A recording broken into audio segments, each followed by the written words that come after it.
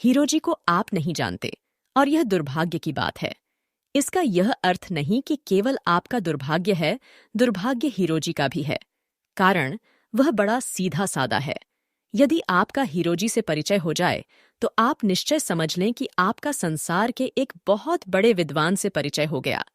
हीरोजी को जानने वालों में अधिकांश का मत है कि हीरोजी पहले जन्म में विक्रमादित्य के नवरत्नों में एक अवश्य रहे होंगे और अपने किसी पाप के कारण उनको इस जन्म में हीरोजी की योनि प्राप्त हुई। अगर हीरोजी का आपसे परिचय हो जाए तो आप यह समझ लीजिए कि उन्हें एक मनुष्य अधिक मिल गया जो उन्हें अपने शौक में प्रसन्नतापूर्वक एक हिस्सा दे सके। हीरोजी ने दुनिया देखी है। यहाँ यह जान लेना ठीक होगा कि हीरोजी की दुनिया मौज और मस्ती की ही बनी है। शराबियों के साथ बैठकर उन्होंने शराब पीने की बाजी लगाई है और हरदम जीते हैं। अफीम के आदी हैं, पर अगर मिल जाए तो इतनी खा लेते हैं जितनी से एक खानदान का खानदान स्वर्ग की या नरक की यात्रा कर सके। भंग पीते हैं तब तक जब तक उनका पेट न भर जाए। चरस और गांजे के लोभ में साधु बनते बनते बच गए। एक बार एक आदमी ने उन्हें संखियां खिला दी थी, इस आशा से कि संसार एक पापी के भार से मुक्त हो जाए। पर दूसरे ही दिन हीरोजी उसके यहां पहुंचे। हंसते हुए उन्होंने कहा, यार, कल का नशा नशा था। राम दुहाई, अगर आज भी वह नशा करवा देते तो तुम्हें आशीर्वाद देता। लेकिन उस आदमी के पास संख्या मौजूद न थी। हीरोजी के दर्शन प्राय चाय की दुकान पर हुआ करते हैं। जो पहुंचता है वह हीरोजी को एक प्याला चाय का अवश्य पिलाता है। उस दिन जब हम लोग चाय पीने पहुंचे तो हीरोजी एक कोने में आंखें बंद किए हुए बैठे कुछ सोच रहे थे। हम लोगों में बातें शुरू हो गईं और हरिजन आंदोलन से घूमते फिरते बात आ पहुंची दानवराज बलि पर। बलि। पंडित गोवर्धन शास्त्री ने आमलेट का टुकड़ा मुंह में डालते हुए कहा, भाई, यह तो कलयुग है। न किसी में दीन है न ईमान। कौड़ी कौड़ी पर लोग बेईमानी करने लग गए हैं। अरे, अब तो लिखकर भी लोग मुकर जाते हैं। एक युग था जब दानव तक अपने वचन निभाते थे। सुरों और नरों की तो बात ही छोड़ दीजिए। दानवराज बलि ने वचनबद्ध होकर सारी पृथ्वी दान कर दी थी। पृथ्वी ही काहे को स्वयं अपने को भी दान कर दिया था। हीरोजी चौंक उठे। खास कर उन्होंने कहा, क्या बात है, जरा फिर से तो कहना। सब लोग हीरोजी की ओर घूम पड़े। कोई नई बात सुनने को मिलेगी, इस आशा से मनोहर ने शास्त्री जी के शब्दों को दोहराने का कष्ट उठाया।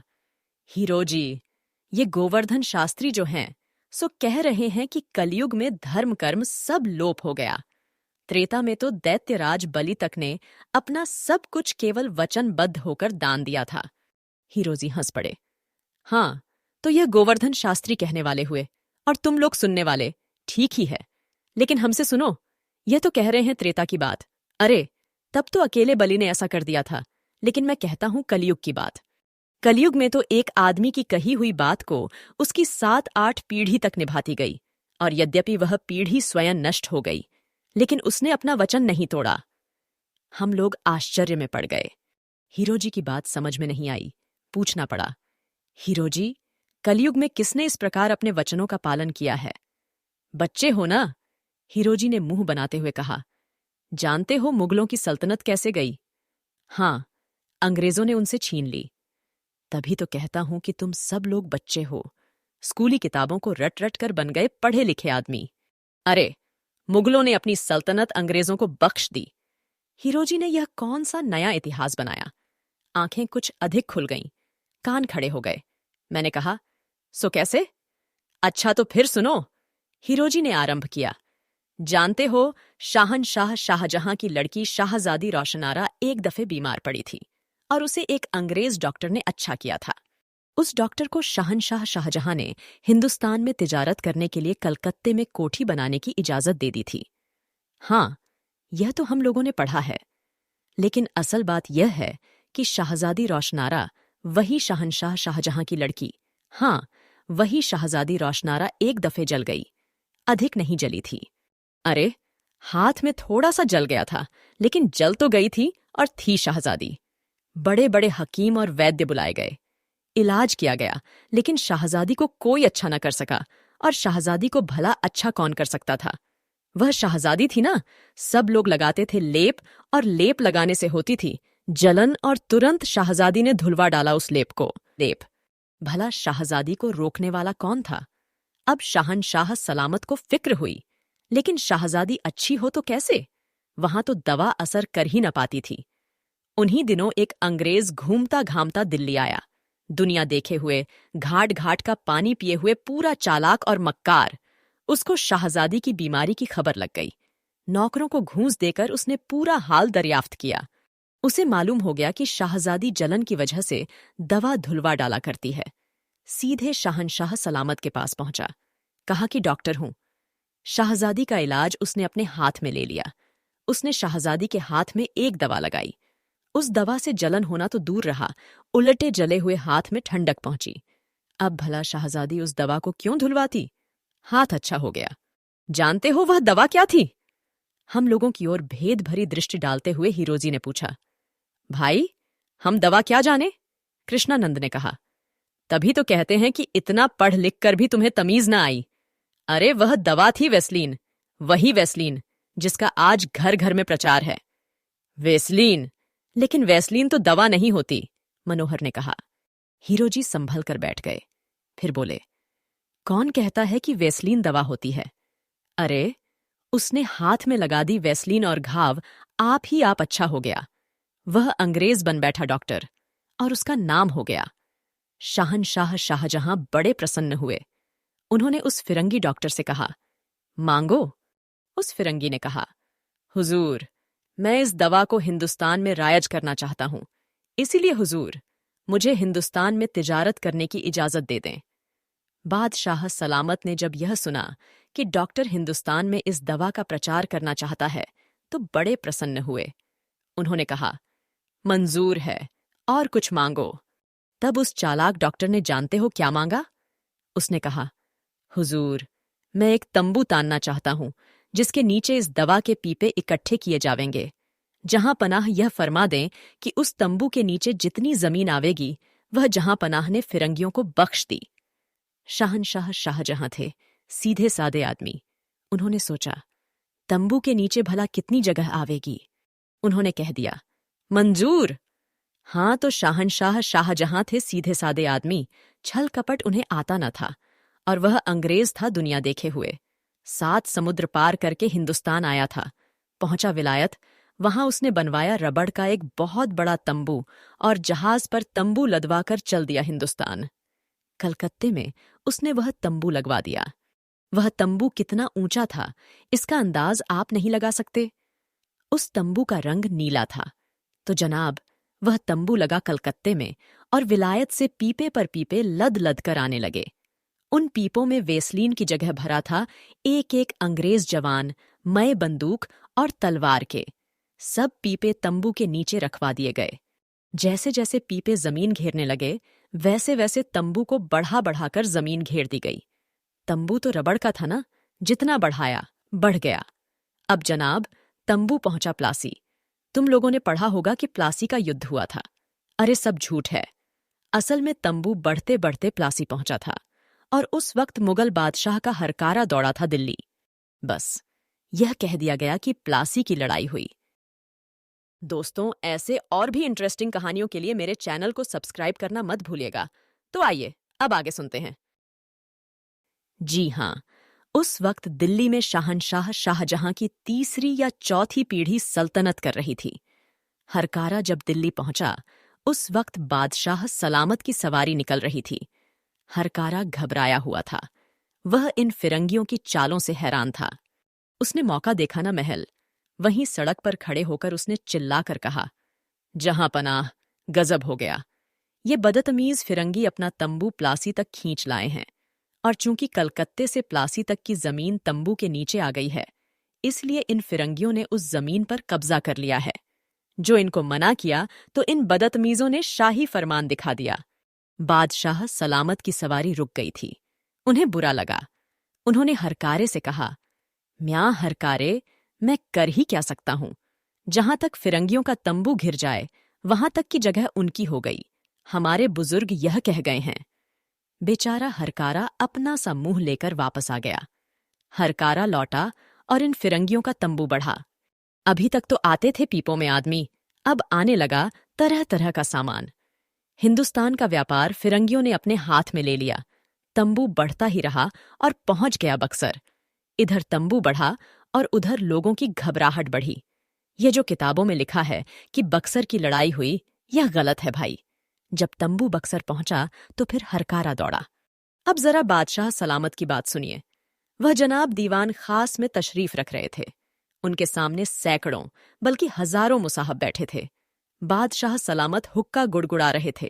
सामने एक साहब जो शायद शायर थे, कुछ गा गा कर पढ़ रहे थे और कुछ मुसाहब गला फाड़ फाड़ कर वाह वाह चिल्ला रहे थे। कुछ लोग तीतर और बटेर लड़ा रहे थे। हरकारा जो पहुंचा तो यह सब बंद हो गया। बादशाह सलामत ने पूछा, म्यां हरकारे, क्या हुआ? इतने घबराए हुए क्यों हो? हाँफते हुए हरकारे ने कहा, जहां पनाह, इन बदजात फिरंगियों ने अंधेर मचा रखा है। वह अपना तंबू बक्सर खींच लाए। बादशाह सलामत को बड़ा ताज्जुब हुआ। उन्होंने अपने मुसाहबों से पूछा, म्यां, हरकारा कहता है कि फिरंगी अपना तंबू कलकत्ते से बक्सर तक खींच लाए। यह कैसे मुमकिन है? इस पर एक मुसाहब ने कहा, जहां पनाह, ये फिरंगी जादू जानते हैं, जादू। दूसरे ने कहा, जहां पनाह, इन फिरंगियों ने जिन्नात पाल रखे हैं, जिन्नात सब कुछ कर सकते हैं। बादशाह सलामत की समझ में कुछ नहीं आया। उन्होंने हरकारे से कहा, म्यां हरकारे, तुम बतलाओ, यह तंबू किस तरह बढ़ाया? हरकारे ने समझाया कि तंबू रबड़ का है। इस पर बादशाह सलामत बड़े खुश हुए। उन्होंने कहा, ये फिरंगी भी बड़े चालाक हैं, पूरे अकल के पुतले हैं। इस पर सब मुसाहबों ने एक स्वर में कहा, इसमें क्या शक है, जहां पनाह बजा फरमाते हैं। बादशाह सलामत मुस्कुराए, अरे भाई, किसी चोबदार को भेजो जो इन फिरंगियों के सरदार को बुला लावे, मैं उसे खिलात दूंगा। सब मुसाहब कह उठे, वल्लाह, जहां पनाह एक ही दरिया दिल हैं। इस फिरंगी सरदार को जरूर खिलात देनी चाहिए। हरकारा घबराया। वह आया था शिकायत करने। यहां बादशाह सलामत फिरंगी सरदार को खिलात देने पर आमादा थे। वह चिल्ला उठा, जहां पनाह, इन फिरंगियों ने जहां पनाह की सल्तनत का एक बहुत बड़ा हिस्सा अपने तंबू के नीचे करके उस पर कब्जा कर लिया है। जहां पनाह, ये फिरंगी जहां पनाह की सल्तनत छीनने पर आमादा दिखाई देते हैं। मुसाहब चिल्ला उठे, ऐसा गजब। बादशाह सलामत की मुस्कुराहट गायब हो गई। थोड़ी देर तक सोचकर उन्होंने कहा, मैं क्या कर सकता हूं? हमारे बुजुर्ग इन फिरंगियों को उतनी जगह दे गए हैं जितनी तंबू के नीचे आ सके। भला मैं उसमें कर ही क्या सकता हूं? हां, फिरंगी सरदार को खिलात न दूंगा। इतना कहकर बादशाह सलामत फिरंगियों की चालाकी अपनी बेगमात से बतलाने के लिए हरम में अंदर चले गए। हरकारा बेचारा चुपचाप लौट आया। जनाब, उस तंबू ने बढ़ना जारी रखा। एक दिन क्या देखते हैं कि विश्वनाथपुरी काशी के ऊपर वह तंबू तन गया। अब तो लोगों में भगदड़ मच गई। उन दिनों राजा चेतसिंह बनारस की देखभाल करते थे। उन्होंने उसी वक्त बादशाह सलामत के पास हरकारा दौड़ाया। वह दीवान खास में हाजिर किया गया। हरकारे ने बादशाह सलामत से अर्ज की कि वह तंबू बनारस पहुंच गया है और तेजी के साथ दिल्ली की तरफ आ रहा है। बादशाह सलामत चौंक उठे। उन्होंने हरकारे से कहा, तुम म्यां हरकारे, तुम ही बतलाओ, क्या किया जाए? वहां बैठे हुए दो एक उमराओं ने कहा, जहां पनाह, एक बड़ी फौज भेजकर इन फिरंगियों का तंबू छोटा करवा दिया जाए और कलकत्ते भेज दिया जाए। हम लोग जाकर लड़ने को तैयार हैं। जहां पनाह का हुक्म भर हो जाए। इस तंबू की क्या हकीकत है? एक मर्तबा आसमान को भी छोटा कर दें। बादशाह सलामत ने कुछ सोचा, फिर उन्होंने कहा, क्या बतलाऊं? हमारे बुजुर्ग शाहनशाह शाहजहां इन फिरंगियों को तंबू के नीचे जितनी जगह आ जाए वह बख्श गए हैं। बख्शीशनामा की रूह से हम लोग कुछ नहीं कर सकते। आप जानते हैं, हम लोग अमीर तैमूर की औलाद हैं। एक दफा जो जबान दे दी वह दे दी। तंबू का छोटा कराना तो गैर मुमकिन है। हां, कोई ऐसी हिकमत निकाली जाए जिससे फिरंगी अपना तंबू आगे न बढ़ा सकें। इसके लिए दरबार आम किया जाए और यह मसला वहां पेश हो। इधर दिल्ली में तो यह बातचीत हो रही थी और उधर इन फिरंगियों का तंबू इलाहाबाद इटावा ढकता हुआ आगरे पहुंचा। दूसरा हरकारा दौड़ा। उसने कहा, जहां पनाह, वह तंबू आगरे तक बढ़ आया है। अगर अब भी कुछ नहीं किया जाता तो ये फिरंगी दिल्ली पर भी अपना तंबू तान कर कब्जा कर लेंगे। बादशाह सलामत घबराए। दरबार आम किया गया। सब अमीर उमरा इकट्ठा हो गए तो बादशाह सलामत ने कहा, आज हमारे सामने एक अहम मसला पेश है। आप लोग जानते हैं कि हमारे बुजुर्ग शाहनशाह शाहजहां ने फिरंगियों को इतनी जमीन बख्श दी थी जितनी उनके तंबू के नीचे आ सके। इन्होंने अपना तंबू कलकत्ते में लगवाया था, लेकिन वह तंबू है रबड़ का, और धीरे धीरे ये लोग तंबू आगरे तक खींच लाए। हमारे बुजुर्गों से जब यह कहा गया तब उन्होंने कुछ करना मुनासिब न समझा, क्योंकि शाहनशाह शाहजहां अपना कौल हार चुके हैं। हम लोग अमीर तैमूर की औलाद हैं और अपने कौल के पक्के हैं। अब आप लोग बतलाइए, क्या किया जाए? अमीरों और मनसबदारों ने कहा, हमें इन फिरंगियों से लड़ना चाहिए और इनको सजा देनी चाहिए। इनका तंबू छोटा करवाकर कलकत्ते भिजवा देना चाहिए। बादशाह सलामत ने कहा, लेकिन हम अमीर तैमूर की औलाद हैं, हमारा कौल टूटता है। इसी समय तीसरा हरकारा हाँफता हुआ बिना इत्तला कराए ही दरबार में घुस आया। उसने कहा, जहां पनाह, वह तंबू दिल्ली पहुंच गया। वह देखिए, किले तक आ पहुंचा। सब लोगों ने देखा। वास्तव में हजारों गोरे खाकी वर्दी पहने और हथियारों से लैस बाजा बजाते हुए तंबू को किले की तरफ खींचते हुए आ रहे थे। उस वक्त बादशाह सलामत उठ खड़े हुए। उन्होंने कहा, हमने तय कर लिया। हम अमीर तैमूर की औलाद हैं। हमारे बुजुर्गों ने जो कुछ कह दिया वही होगा। उन्होंने तंबू के नीचे की जगह फिरंगियों को बख्श दी थी। अब अगर दिल्ली भी उस तंबू के नीचे आ रही है तो आवे। मुगल सल्तनत जाती है तो जाए, लेकिन दुनिया यह देख ले कि अमीर तैमूर की औलाद हमेशा अपने कौल की पक्की रही है। इतना कहकर बादशाह सलामतमय अपने अमीर उमरावों के साथ दिल्ली के बाहर हो गए और दिल्ली पर अंग्रेजों का कब्जा हो गया। अब आप लोग देख सकते हैं, इस कलयुग में भी मुगलों ने अपनी सल्तनत बख्श दी। हम सब लोग थोड़ी देर तक चुप रहे। इसके बाद मैंने कहा, हीरो जी, एक प्याला चाय और पियो। हीरो जी बोल उठे, इतनी अच्छी कहानी सुनाने के बाद भी एक प्याला चाय? अरे, महुए के ठर्रे का एक पौवा तो हो जाता। भगवती चरण वर्मा की यह कहानी यहीं खत्म होती है। और भी इंटरेस्टिंग कहानियों के लिए मेरे चैनल को सब्सक्राइब और लाइक करना मत भूलिएगा। सुनने के लिए धन्यवाद।